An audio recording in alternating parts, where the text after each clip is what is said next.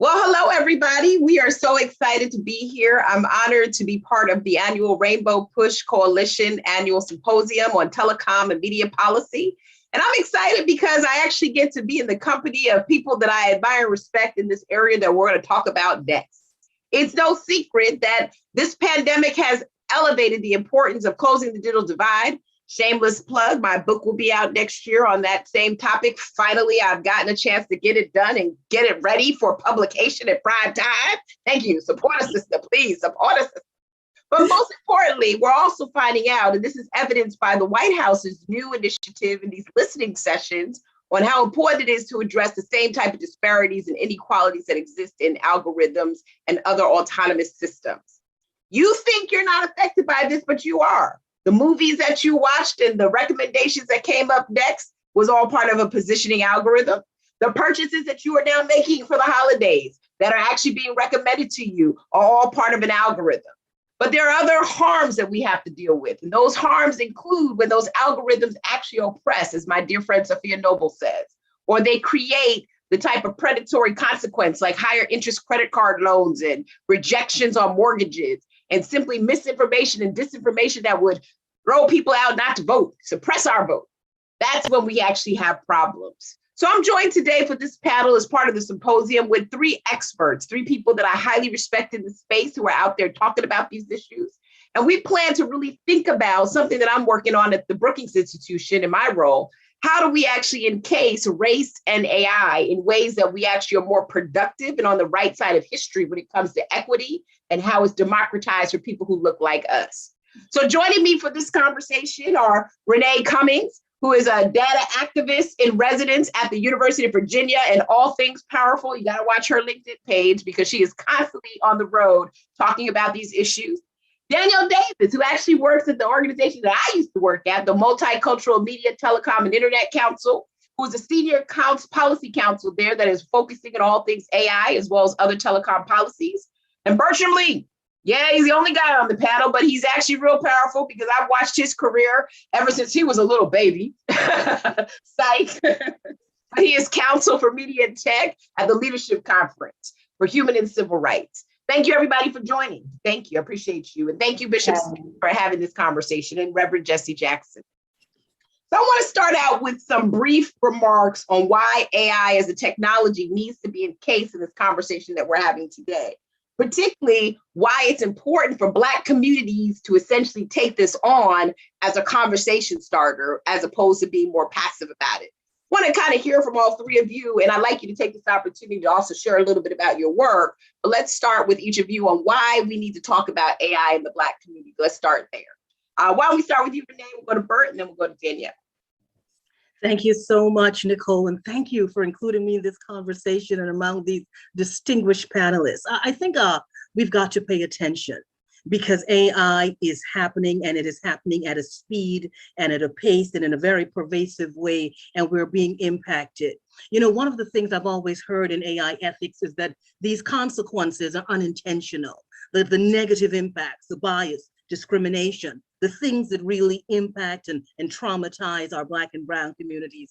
And I always say it's not unintentional. That's not how it's felt in communities of color. We've got to pay attention. This technology is really taking the fore when it comes to decision making about our future.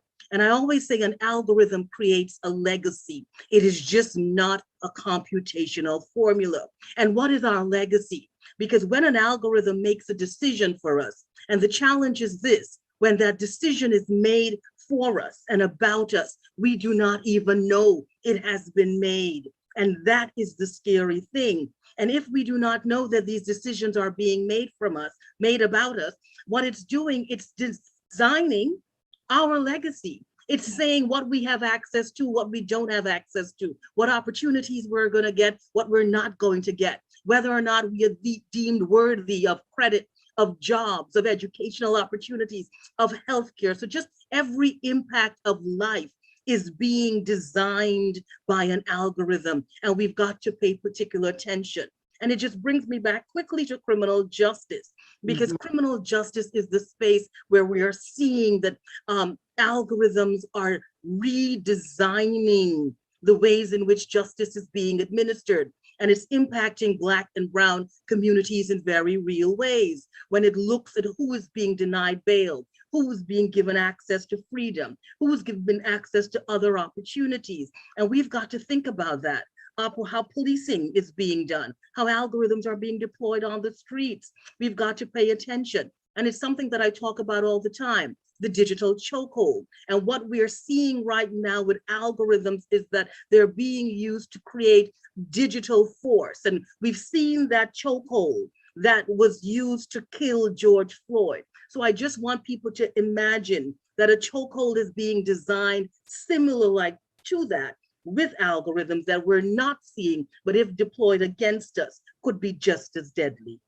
Oh, I'm all for what you're actually talking about, Renee. I mean, I think that that's part of the subtleness of what we think is part of this technological revolution. The things that we don't see on the internet are the things that are probably going to be the things that kill us, like salt in food, right?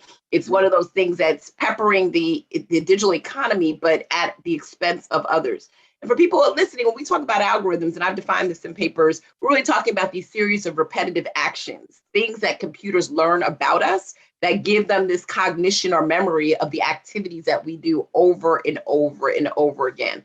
Just think about, for those of you that may not know this, think about what you like on Facebook or other social media platforms. You get served back those things because the computer has picked up on those repetitive iterations. Bert, let's go to you in terms of sort of taking what Danielle has framed as the reason why Blacks should be concerned about AI, and then talk a little bit about, the stuff that you've been doing, which I know has been about this amplification too of these models. So first of all, Dr. Nicole Turner Lee, it is a privilege to be on the same panel as you. And I want to take a moment to just talk about how wonderful you are and how you've been a leader in this space for such a long period of time. And we're truly honored, both as people and as a broad society, to have your voice here speaking about these things. And that does not get said enough. And so I wanted to take my time to say that about you, because I feel that. And I felt that too. Thank you. I think the conversation is over. No. So a little bit about me. My name is Bertram Lee, Counsel for Media and Technology with the Leadership Conference on Civil Rights, a coalition of over 220 civil and human rights organizations that's been around for over 70 years.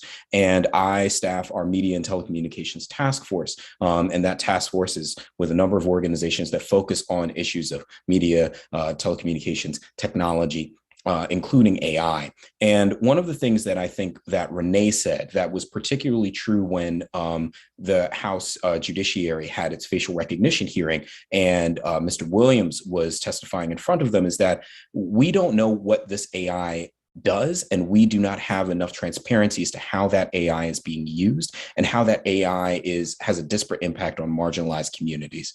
I think that one of the things that makes me think about AI the most is that, at least on the historical protected activities that civil rights law has always been a part of, whether those are housing, education, lending, credit, right, and employment, right? All of those stacks and all of those platforms use AI on a daily basis to help make decisions about how people get served different opportunities, whether they be employment opportunities, credit opportunities, lending opportunities, housing opportunities. And we have little to no transparency as to how those impact marginalized communities writ large. And that's something that I think people need to really understand about artificial intelligence and algorithmic decision making, is that it's not about the opportunities it's not just about the opportunities that you're seeing, but also about the opportunities that you're not seeing. The Leadership Conference, and along with many other organizations, put out its own principles for civil rights, principles for big data and civil rights. And those principles highlight, most importantly, non-discrimination and compliance with current civil rights law as a major principle. And that's something that we should be thinking about when we talk about artificial intelligence and artificial intelligence regulation. How are we ensuring that these machines are compliant with, if not the exact letter, but if not the spirit of civil rights law, as it has been interpreted over decades? It's civil rights law, something that's bipartisan. The Hate Crimes Act, for instance, was a 94-6 vote in the Senate, which is something important to keep in mind, where across the aisle and across the board, really, we all agree that civil rights protections are really important facet to not only our society, but also to the legal landscape, protecting people from discrimination at all steps. And so I think one of the things, and I hope one of the big takeaways for people when they listen to this panel, is that we should really be thinking about and pushing our members of Congress to do the right thing, which is ensure that artificial intelligence platforms and algorithmic decision-making systems are free from bias. We have a unique opportunity now where the technology is not so far gone, where we can't fix it. But in 5, 10, 20 years, that may not be the case. And so as we're thinking about these things, and as we're thinking about next steps, and what we're particularly thinking about as it impacts Black people, we need to be thinking about what do we want to be in the future, and where do we want to be as both a group of people and as a society in the future with respect to how we interface with artificial intelligence. Yeah, no, I mean, and Bertram, I actually agree with you. At Brookings, we're coming out with a piece on the civil rights, agility of civil rights laws to actually address some of the issues you're talking about, because that's been something that's been on my mind, sort of a floor for privacy as well. Like, we need to be looking at this. So I totally am feeling everything that you're saying. And I think it's also important for us to have mitigation strategies, because part of the challenge that we have is that we don't have a framework for how we actually look at bias. And more importantly, which is what I love about this panel, we don't have people who represent the lived experiences of those impacted by these models, sitting at the table from the design phase to the question phase to the auditing of these models to simply giving advice to just take it off the market because of its effects. So we'll get more into that, but I totally love how you're framing this, because I think sometimes people think technologists are the only ones that can solve this. And that's not necessarily the case, right? Danielle, hello. You're not necessarily sitting in the old office that I used to sit in. I know, right? But give me a little bit more, about what you're thinking and why it's important for African Americans and other people from the Black diaspora to care about these issues. Okay, yes, thank you, Nicole. And thank you for having me. And I share the sentiments of Bert when I say I'm also very honored to be here with you and sit on this panel with you as well. So just to get started, my name is Danielle Davis, and I am Policy Counsel for the Multicultural Media, Telecom, and Internet Council, one of the nation's leading nonprofit organizations dedicated to preserving equal opportunity for people of color and women in the mass media and telecommunications and technology industries. And just to answer the question, and when we look at AI and we see AI as a technology that comes with noticeable consequences to the Black community, and when I think about that, that it is for multiple reasons, but when we think about the foundation of it, is primarily due to the algorithms. And our algorithms are everywhere, just like both Renee and Bert have said. We rely on them every day to make countless important decisions for us without even giving it a second thought. And there's this idea that if society hands over decision-making to artificial intelligence, that we will somehow yield these more accurate and fairer results, when we just know that that's just not necessarily the case. Because after all, algorithms are written by human beings who at their core are inherently flawed. So while it may be unintentional, human beings bring their own set of biases and preferences and opinions to the code. And that's basically transferring into the algorithm. And if the algorithm is biased, they easily transition from being a tool that makes our lives easier to a tool that amplifies injustice and inequality, resulting in discriminatory outcomes for already marginalized groups. But the algorithm is only as good as the data that it learns from. The more data an algorithm is trained on, the more accurate the results are going to be. But if there's not enough data, or if the data is too vague, the algorithm would then have these blind spots or biases. So just like I said, the reason for this is because who creates them? Humans, and they are, at the end of the day, flawed. And that person's set of values, beliefs, their ethnicity, their cultural intelligence, and all of this can influence how the algorithm is written, how the data, what data the algorithm is trained on, and how the computer learns. So all in all, artificial intelligence is not inherently more accurate or fairer or less biased than humans. And how we treat algorithms and artificial intelligence needs to account for this reality. And I would say that data-centric technologies are always going to be vulnerable to bias and abuse. And as a result, we must demand much more transparency and accountability. And if we fail to make these changes and make an ethical and inclusive AI, we risk losing gains made in civil rights under the guise of machine neutrality. And that's pretty much it. I thank you for the opportunity, and I look forward to our discussion today. Yeah, no, thank you, Danielle. You put up a couple points I want to kind of pivot back to Renee. You know, this whole idea of data, right? Because I think what I have found in my research as a sociologist that first and foremost, data can set up any form or any output of a problem, right? Those of us who have been trained in the academy know that you can manipulate data and exploit it in ways that actually help you get to the outcome that Black people are poor, Black people are this, Black people that. That's a challenge sociologically, and it's a challenge in any other discipline. But there's also this idea that in spaces where we actually have overrepresentation of data, like folks who are incarcerated tend to look like us. Why? Because we know that the number of arrests that take place in Black communities are much higher than in white communities. We know that there's this likelihood in the criminal justice system that will be overrepresented in mugshot data based on these inequities in the system itself and mass incarceration. But now I want to talk a little bit about that, because I think that's a piece that people also underemphasize when it comes to data, that we don't have enough data for the preciseness of the algorithm to be fair and ethical, but we may also have overrepresentation of data that in many respects just replicates persistent systemic inequalities and racism. So talk a little bit about that, because I know you've been looking at it as well. Thank you, Nicole, and that's an excellent point. And the challenge is this: given those consequences of the data that we have available, either underrepresentation or overrepresentation, what is required now is a change consciousness and thinking for the individuals who are going to use the data that we have to design the algorithms that we're seeing. So it's a combination of this history that we can't separate our data sets from.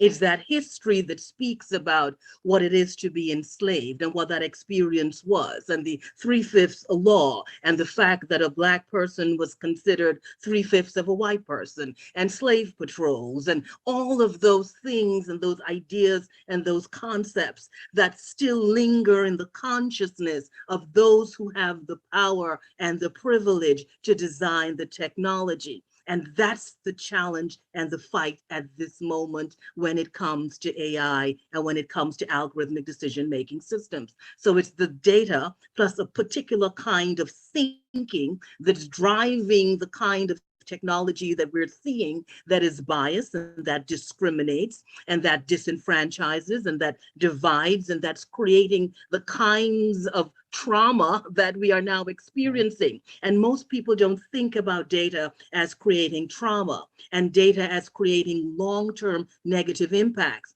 on the Black community. And the fact that data also creates intergenerational trauma, because if you're denying people resources and access to opportunities, then you are creating intergenerational trauma in families and communities. So we have got to really think about that. And I think what we've got to do at this moment is really ensure that Black people and people of color just in general understand the power, the privilege, and the politics of AI, data, and technology, and understand that we need to be represented, we need to have a voice, and we need to get involved in these conversations. And we need to ensure that the resources that are now being given out across the country comes into our communities, because I always say that we have everything it takes, and we have been doing AI for a very long time.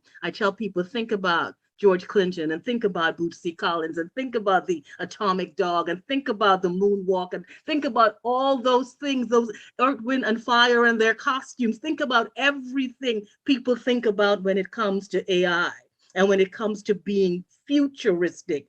We have done that as people coming out of Africa. We have done that. So it's really important for us to understand that, yes, this technology is very powerful, but we cannot shy away from it. We have got to be involved from design to deployment and everything in between. We have got to take a rightful place.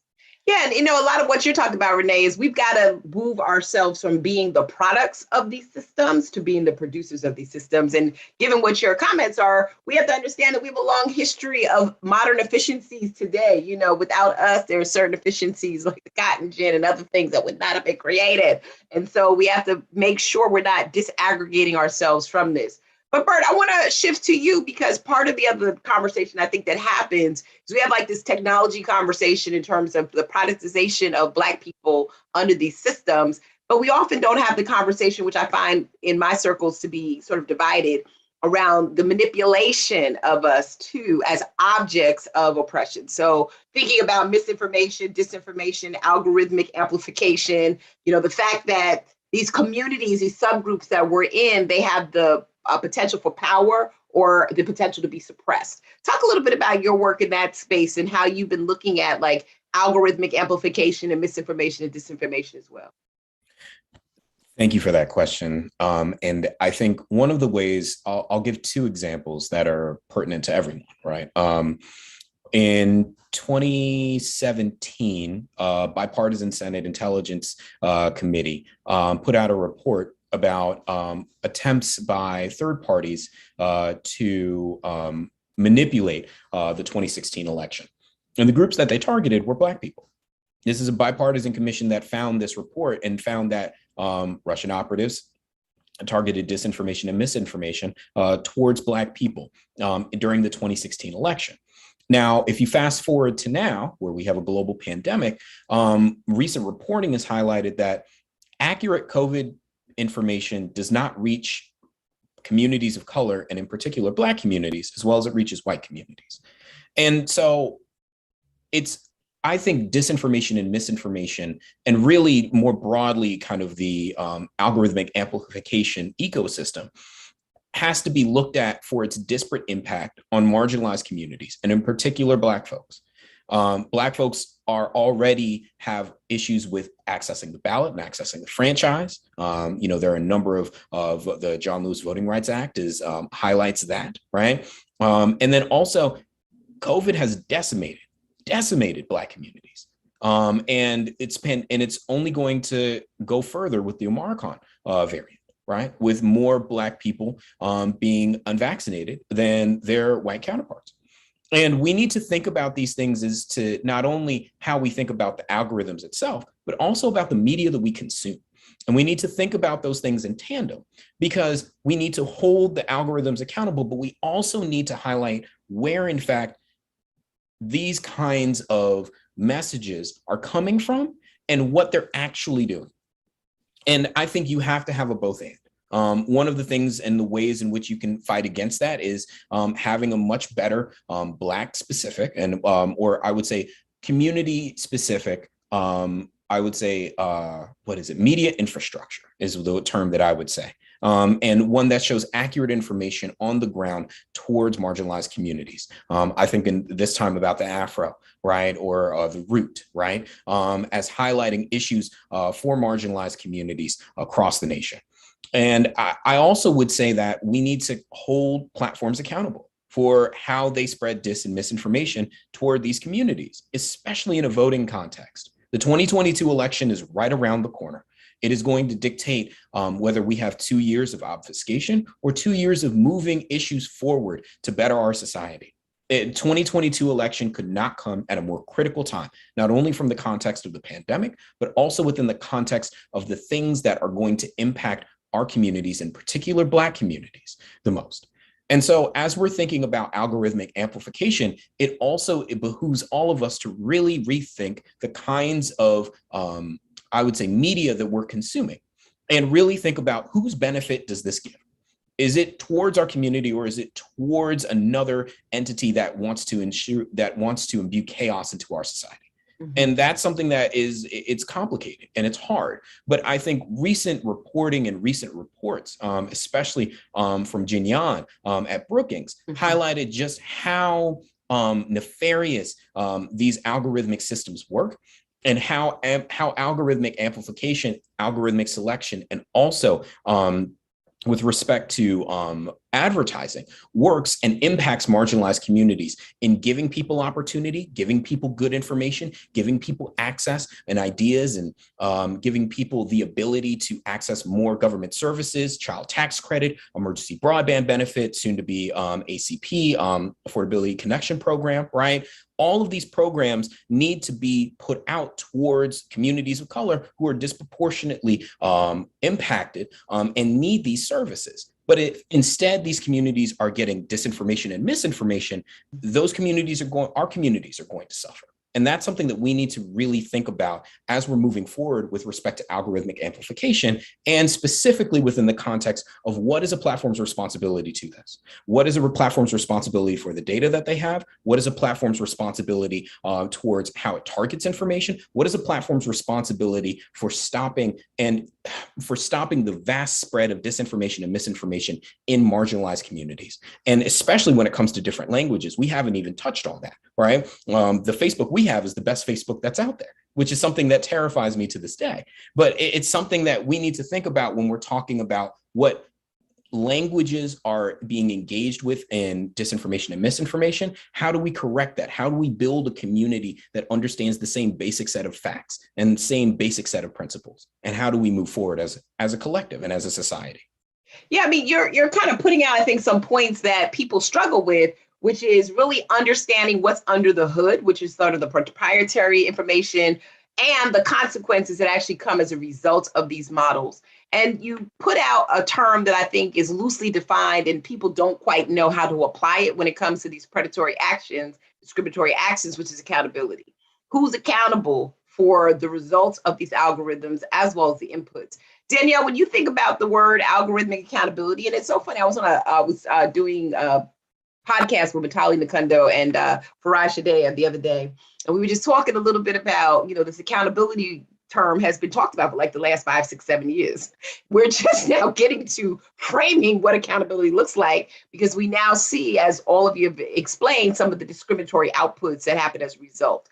Danielle, when you think about accountability, and then I'll go to everybody, how do you think we should be defining accountability for policymakers? So let's just start there, because I think they're the first group. And then I want to get into the technologists, and then I want to get into the people. So let's talk about policymakers. How do we define accountability? So when we talk about that, I think to answer that question would be like to just look to understand that it will be beneficial to start with US privacy law. Like, number one, as it stands today, there's no singular federal privacy law that covers all types of data. Instead, we have this patchwork of like area-specific laws, meaning that laws that either look at specific types of data, like credit data or health information, or look at specific populations like children and regulate within those realms. So in addition to that, you also have the ability of the states to make their own laws, and many of them have done so. So you have California, and they just amended their Consumer Privacy Protection Act.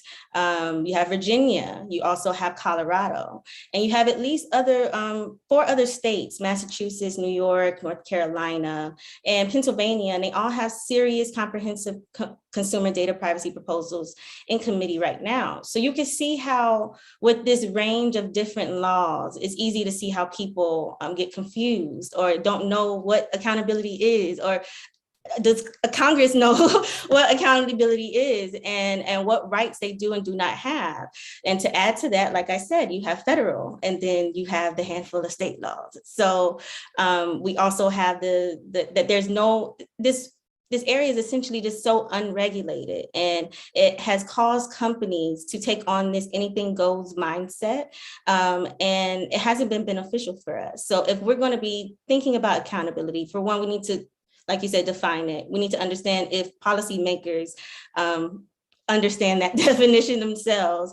And also we need to be thinking about our privacy framework and how it can be updated for the needs of society today, such as requiring companies to ask for certain permissions to share data. And that also gives individuals rights to access, delete, or control that data. Mm-hmm. Yeah, I mean, the piece that we have coming out is so interesting, because I have this new thing that I think about, Bert, and you hear everything that I think about in my head, because you kind of like cleave to me in a certain way. Listen, you're a lead, I'm a lead. That's how we're defined. But look, I have been telling people the absence of privacy legislation allows for this unfettered access to people's personal data, and it feeds the beast, right? Because in technology, you can get around, all of these types of permissions that we have fought for under the equal housing and credit and other protections that are civil rights defined, because of the fact that the opacity of the internet allows you to not necessarily be in compliance or have guidance from those. So you do need to start privacy legislation. I tell people a lot of times algorithmic bias is a byproduct of the lack of privacy legislation in this country. And Renee, I also tell them it's a lack of attention to antitrust laws in this country when it comes to people of color, that we don't have an anti-racist framework for antitrust as a result. And that's why we become products and minimize in our existence. But I want to go back to the accountability, though, for technologists. Like Renee, you spent a lot of time, because I am a LinkedIn fangirl, and we both have mutual admiration for each other, talking to technologists who just do not have a clue about the socio-technical implications of science on human subjects. What are you finding that they're doing or still not doing to really understand why this is a relevant conversation we're having today? I think when it comes to accountability, they're thinking only within the frame of code and computerized sort of approach to it. And it's also this question of fairness, and this question of auditability and transparency and explainability. But the challenge is we want technology that we can trust. But how could we trust a technology that is like AI, that is still so opaque? And if it is that we can't get into what we call the black box, and explainability is still a challenge, it means we can never have trust because this technology is still way too opaque.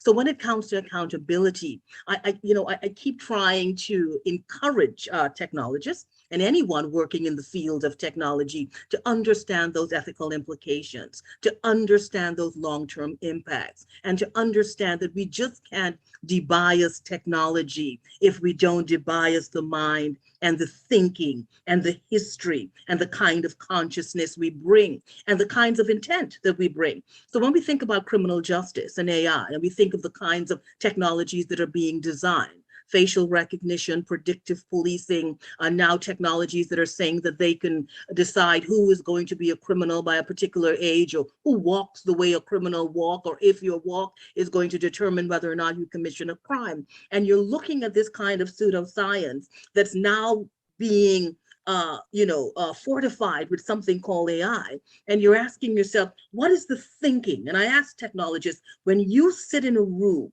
to design a piece of technology to be used in the criminal justice space, who are you designing for and what are you designing? Because you are designing for Black people, and you're designing to track and to trace and to terrorize and to capture Black people and to put more Black people in the system. So that is the motive behind the design of particular technologies. So when we think about accountability, we've got to think about, what are people thinking? What are people thinking? And what is that thinking doing to us? So it's more than just the transparency and the explainability and hoping to come up with more algorithms to bias the data sets or to give us more accuracy. But that accountability is also political. It is also historical. It is also psychological. It is also social. So we've got to be accountable and ethical in so many different ways, because for me, and I continue to say it, with data and with AI, what we are creating would be that intergenerational transmission of trauma in our Black communities. I want to go into this tangent, but I'm not. When you talk about this trauma, girl, this digital, this modeling, it really also reminds me of the trauma that we experience in this country, right? Where we're fighting things like critical race theory and other things just because of the trauma that has been set up by the power systems that we have here. Such an interesting way to look at it, Bert. And I mean, in your work, you've been out in civil society organizations, hitting the pavement as an advocate, trying to really understand how this impacts real people. I mean, do you think that we as folks, we can make people accountable? I gave this example the other day. I flew to Atlanta and I went to go get a sandwich, and I realized that all of the concession stands were closed. And I called a friend of mine and I said, I think our people are on strike, like in terms of low wage jobs. We're not coming to work and serve people sandwiches and stuff. We're sending a statement without even sending a statement around the fact that this worker shortage and the lack of a higher minimum wage actually impacts our communities. When you think about people that you work with, organizations, civil rights organizations like Rainbow Push, Bert, like where are we able to hold these models accountable so that we can actually slow this high progression towards inequality? We've had enough. I think there are a number of ways that we can hold folks accountable through advocacy. One is to advocate Congress. Two would be advocate the administration. Three, advocate the companies. And the way you advocate Congress, you lobby, right? The way you advocate the administration, you lobby. The way you advocate against companies is lobbying. And one of the things that there are outputs from all of them that I think are incredibly important. The NTIA discussion that's happening in a couple of weeks, I will be speaking at, highlighting just kind of civil rights issues with respect to privacy. And then also when we're talking to companies, civil rights audits are a great place to start, but that's not the end, right? Renee, I think a lot of I could listen to you all day, first and foremost. You are incredible. And I think if I could whittle down what you were talking about to 4 points of things that I believe as well, that I think we're in full agreement on, when we're talking to companies as well about their AI, there are 4 major questions that I have, right, as an advocate when I talk to them. First is, what's the purpose, right? What is the purpose of this algorithm? What is the purpose of this AI? Does the purpose match up with what you're intending to do? Right. Second is data, right? What data sets are you using? Where are they coming from? Are they ethically sourced? And are they representative of what looks like America, right? I remember my former staff director on the Hill used to say, we want a staff that looks like America, and we want data sets that look like America too, right? And all of its diversity and all of its complexity. Third would be design, right? How are you designing these things? What are the intricacies? What are the systems? What are the triggers that you're thinking about when you're talking about algorithmic systems and when you're talking about AI, right? What is weighted more than what? Are you trying to create an algorithm that takes away opportunity or gives opportunity, right? And there are pros and cons to both, depending on the system and depending on the function in which you're trying to do, which goes back to purpose. And then last case, it's use. Should it be used in the first place? What are the use cases of this? What's the history of the use of these kinds of tools? What is the history behind it? And to further Renee's point, I think there is something to be said for what's happening across the board with housing, right? And in this nation, housing costs are rising just precipitously. And one of the things that I keep on thinking about is the recent Wall Street Journal article about Zillow not knowing how to kind of turn off its own functionality. I think companies need to think about auditing in that same way, but also so does the federal government and so does Congress. And the federal government has already done this. And the best example that I have is it's about money, which is why it happened so quickly. In 2010, a financial company in Kansas made the market lose about $500 million in a day. And they had to shut down the entire stock market to ensure more losses would not happen. That money was gone. No one knew where it went. And then a few years later, FINRA and the SEC, FINRA is the kind of, for those who don't know, FINRA is the financial regulator that represents the private sector. The SEC is the government. They work together a lot. They came up together with how do you responsibly use algorithmic systems and artificial intelligence within the context of the SEC and within the context of trading, right? There in every single major trading company, there is someone responsible for that AI. We've done this before. That was years ago. We're not even talking about now. So to say that the government hasn't done this before is untrue. Industry and government have worked together to figure this out with the SEC and with FINRA. They can figure it out for a bunch of civil rights issues and economic opportunities that have a disparate impact on marginalized communities. And Renee, I wanted to call back to something that you said earlier. There's intergenerational trauma, and the denial of these opportunities have intergenerational outcomes. If someone does not get a job that it pays well enough that they would otherwise be able to get or otherwise be qualified for, their children suffer. Their children's children suffer. If you're not able to get adequate housing or housing in different zip codes that have maybe better school districts, intergenerational trauma. If you're not able to get a loan, a personal loan or a loan for a house, intergenerational trauma. Right. And so all of these things are within the context of systems that we're all already familiar with. We already know that there is issues of lending for marginalized communities and for Black small businesses. We already know that discrimination happens in hiring. We already know discrimination happens in housing. And these are all systems that we're well familiar with, but it's amped up through AI, through how, one, the black box that is AI, where people don't know what's in it, but also the companies don't know what's in it either. And my last point on this is that audits help companies too, because there might be one, you don't know if you're discriminating or not. And most technologists within most of the major Fortune 500 companies have no idea what their AI does. And I'm very confident in that statement because they do not have the requisite auditing systems in place in order to know what their algorithms are doing, whether they're losing money, whether they're discriminating, whether there's a better way to do it. And also, depending on who you listen to within the AI space, there is not AI smart enough to really take into account human decision-making as it stands right now and be able to fix it at current scale. It's just not smart enough. We're relying on a technology that is so nascent without understanding the full consequences of its use. Yeah, and that brings up a good question. I mean, in the research I do, I always sort of talk about this reputational risk. So kind of what you're talking about, Bert, I think companies know reputational risk because what we have seen in the takedown of algorithmic models that do discriminate is an immediate takedown and sort of a permissionless forgiveness mode. I'm so sorry that model stole your data. I'm so sorry that it misrepresented and kicked Black patients out who are eligible for this program because of the variables used. So there's been, and I think, the audit report that your mom actually did, Laura Murphy, esteemed civil rights activist who took this on for Facebook, has been to include people of color as part of the data set modeling process.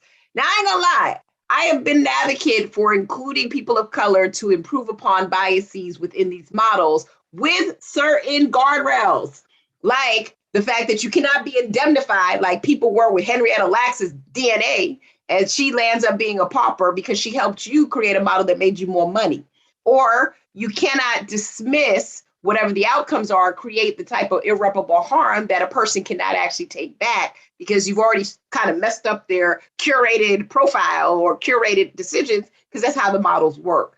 What do you all think of this new movement to figure out ways to include more subjects in the data so that you can at least control for these aspects of decision-making or determinations that could be more skewed and biased? Just curious if anybody's thought about that like I have.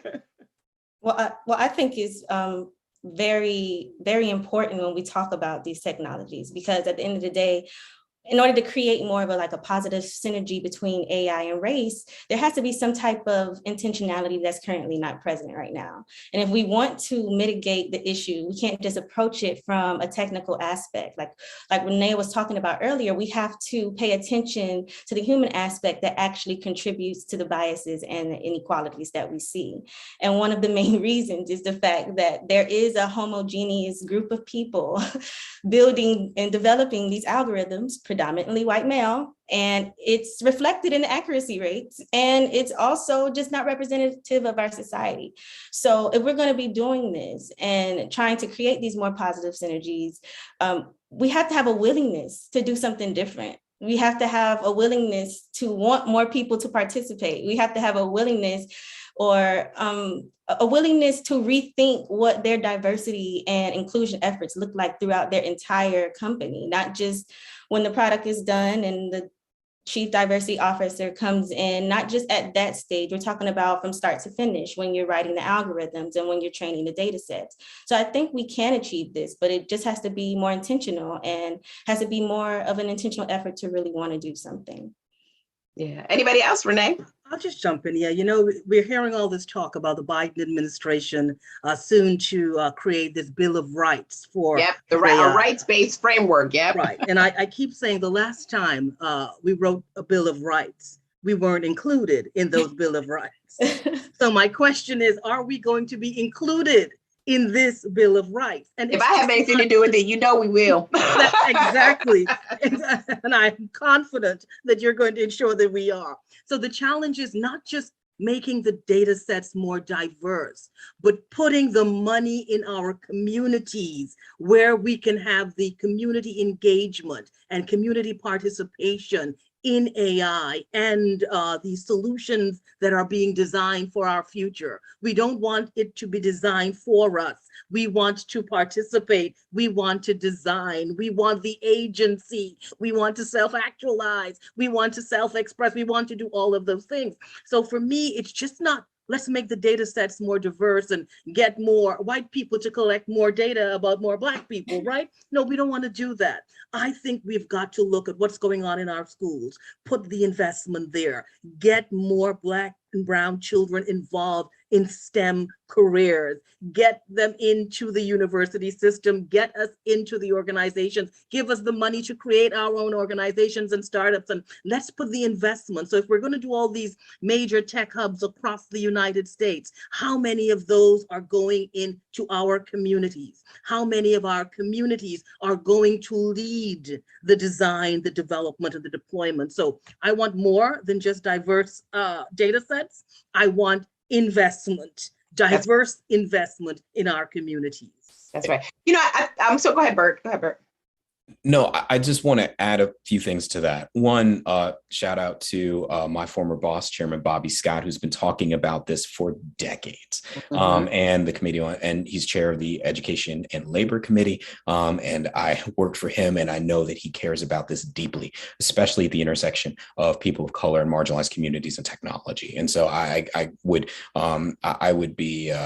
could not go further without mentioning him and his work on that. But I would also just say that this data problem has been something that has always been an issue for marginalized communities, whether it's through the census, whether it's through voting and voter outreach. The CFPB has its own system highlighted by zip code, because if you tell me your zip code, I can generally tell you your outcomes to a very particular margin.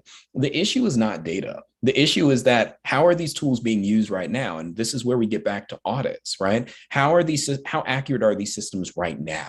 Right. Jin Yang's, I think it's Dr. Yang. I want to make sure I get his name right. I'm so sorry. He's a doctor now. I was on his dissertation committee. So Jin Yang Zhang, just for people who've been hearing this, he wrote a report as part of our AI bias series at Brookings on the discriminatory nature of racial discrimination in Facebook ads. Very interesting methodology, very interesting points. And I'm glad that we published it. So Dr. Zhang is incredible, and I apologize for messing up your name, bro. I will apologize to you in person later. But I really do think that that methodology highlighted by not only his work, but the work of Upturn, right? The work of Northeastern University, right? Highlights just, we don't know how accurate these tools are right now, particularly along social media lines, but more broadly within the tech ecosystem and within the advertising ecosystem and within the targeting ecosystem. I don't know how accurate Citibank's tools are, or to name a random company as they're doing a civil rights audit. We don't know how companies are engaging in protected opportunities, a term coined by Pauline Kim to highlight just the scope of civil rights protected activity that impacts marginalized communities. And so when we're talking about data, I think it's a step back, right? How accurate are these tools right now? Do companies have an idea about how accurate these tools are? Do platforms? Does the government, right? We need to figure out where we are before we figure out what else we need. And I think that it would be premature to highlight, and I think premature to say that we need more data around Black folk. We have a lot of data around for Black folk. We need more data about what the companies are doing. That's where we do not have insight. That's where we do not have transparency. That's where we do not have the requisite level of accountability, as we said before, and we do not have the requisite level of enforcement right now from a civil rights context. And so I think when we're talking about data, I think it's data about the wrong people that we're talking about. We need more data about these companies that's available to everyone. Yeah. Well, it's so interesting because I was just writing notes. I think we're sort of putting a couple of things in the suitcase that I want to unpack just a little bit. I mean, first and foremost, there is the pipeline issue. There was a report that just came out, I think, yesterday about HBCUs and the extent to which they actually graduate more data scientists. and students interested in STEM careers. These report basically said that we're seeing a majority of them come out of our HBCUs, and we need to actually cultivate that so that they have a pipeline into these companies. Think about it for just a moment. At an HBCU, we have not seen the guys of what we see at MIT and Stanford when it comes to technology, and we need to actually ensure that they get the endowments that are needed to be able to do the sophisticated research. That's just point blank. We need to do that. I think there's also this idea that you all have been talking about, which is this toolkit, which is really the checks and balances that we need on the data we collect from companies, as well as the data that we can potentially, and Renee, I kind of like what you're talking about here, because I've talked a lot about it too, where National Science Foundation and other entities can resource HBCUs and Black researchers to develop more inclusive data sets. Right now, the government is crying wolf, but they're not putting the resources to people like Renee and others who are actually working on these issues that can become the game changers when it comes to inclusive data. I'm a sociologist. We all know what it means to handle human subjects in any type of work that we do, but you need that cadence when it comes to handling issues of populations that have been historically traumatized when you're actually looking at their data. The other thing I think you also are saying, this is something I've explored. I've got a chapter coming out in a book published by the Oxford University Press on my Energy Star rating that I've spoken about for the last few months, which is around consumer feedback. I think most people don't have a chance to get in and say who they really are on these platforms. And so going back to Bertram's point, how many of us are able to say, Facebook, that is not me. Stop sending me that stuff. We can't control some of those settings. But the challenge with algorithmic amplification in these models is that once we are tied into these small communities or sub-communities, we become that. And those are the things that we get served back. While Latanya Sweeney's work says that people with Black sounding or Hispanic sounding names tend to get higher interest credit card offerings, and she's right, because we click it thinking that we about to get approved for something, and next thing you know, that's all we get. A lot of what we're talking about, I think, has a common denominator around the sophistication of this technology. And before we wrap up, I really want to make sure that the Rainbow Push community sees this as the next civil rights issue. That when we start talking about voting rights, yeah, we need that. We need the George Floyd Policing Act to be passed. We need other things to be passed to ensure equitable access and participation in first-class citizenship. But this is equally important. So before we wrap up, I just want to hear from all of you. Again, you're speaking to the Rainbow Push Coalition, founded by the Honorable Reverend Jesse Jackson Sr., who has been out there putting the pavement on these issues for many, many decades. What and how can we make this a civil rights concern of the 21st century for Black communities? Danielle, I'll start with you. What needs to be done? Because we talk about a lot, but if you can make this a civil rights issue, what would need to happen so that we can put this at the top of the list with other civil rights concerns? Well, like I said, there's not a one size fits all to this issue, but I do believe there are certain steps that we could take in order to address the issue. So number one, like I stated earlier, privacy legislation that can protect against discriminatory uses of data, and it should extend to civil rights protections online and also require robust algorithmic assessments. It should prohibit predatory data collection practices and uses, and technology that increases the surveillance of communities of color, like facial recognition technology. And I'm sure Bertram would agree with me on this. It should just be banned. It should be banned until we can figure certain things out on it. And number two, there needs to be a push to educate our citizens on the pros and the cons as well of AI. As we continuously move into the society that is dictated and controlled by it, it's imperative that society is knowledgeable not only on its benefits, but the legal and the ethical implications of AI's use outside of what they're normally used to using it for, and also understanding that how it can impact their lives without them knowing it, like Renee said. But I would say the most important thing that we can do is, like we said, companies need to rethink a lot of things on their side, and they need to think about these inaccuracies and biases that we see in AI, and think about the ethical concerns that it presents. They can do this, like I said, by reimagining what diversity looks like, including us, bringing us to the table a lot of the time at every stage of development, and just at every stage of development, and when we're writing the algorithms and when we're training the data sets, because at the end of the day, we understand that AI systems are trained to think like those who design them.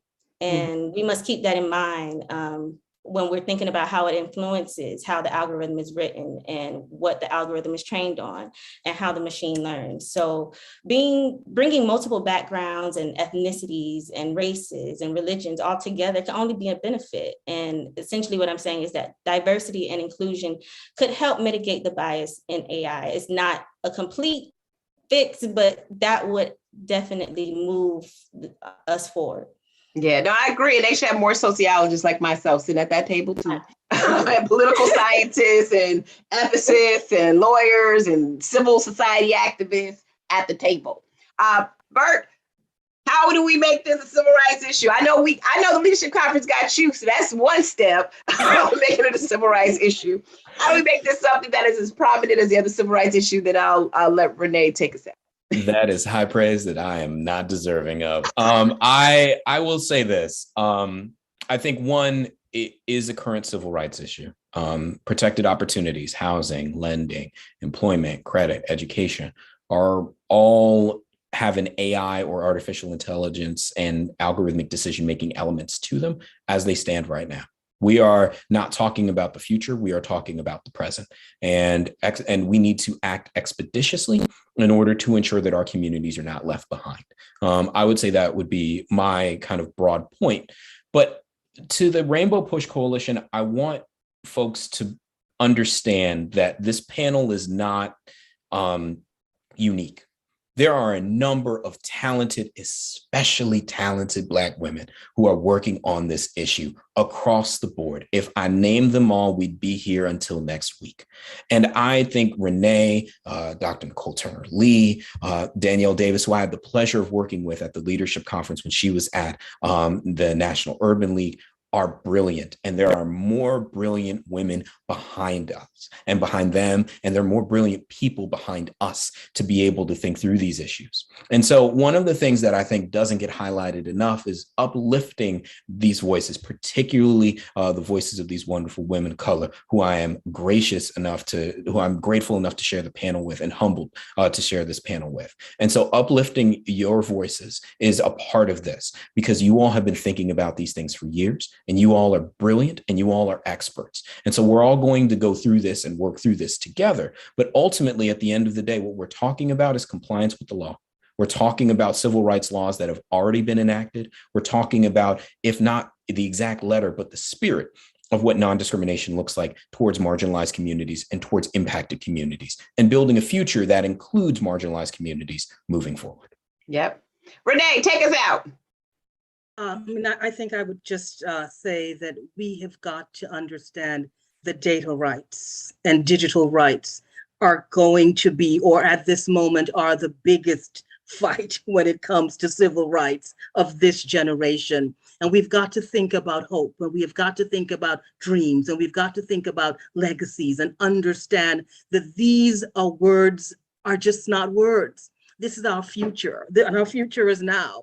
And what we are seeing in AI is that very soon algorithms are going to decide who gets to dream, who gets hope, who gets opportunities, who gets to live a particular quality of life. And it's going to happen without us even knowing. And we have got to pay attention. So if anything at this moment, we have got to appreciate the power of an algorithm and know that we have got to share in that power right now. You know, you got me thinking, Renee, Bertram, Danielle, about slavery. And when people were approached in Africa before the transatlantic slave trade, they were told that things were going to get better and that we are your friend and colleague. And here we had the trauma that we experienced crossing the Atlantic Ocean, only to find out that not only were we being enslaved, but we were actually building a better country for others and not ourselves. It is imperative, I think, from this panel, and I thank you all for sharing your time with us, that we center this as a civil rights debate. Just because you can't see it, and just because you can't code it doesn't mean that you're not actually being manipulated by it. And so pay attention, my friends, as we think about the future of technology and really realize, again, a shameless plug on my book, it's actually written in there, that the digital divide is also symptomatic of poverty as well as the AI bias that we experience. It's all interrelated. Thank you so much for participating. I love you all. And I am just gracious that you took the time to be with us. Thank you so much. And thank you, Rainbow Push, for always Thank you. forward on these issues. And thank you. Buy all Dr. Nicole Turner Lee's book when it comes out, y'all. They better. Exactly. I want a signed copy. So I'm coming I want to a meet signed you. copy too. Thank you. Thank Take you. care. I Have a good love you one. guys. Bye-bye.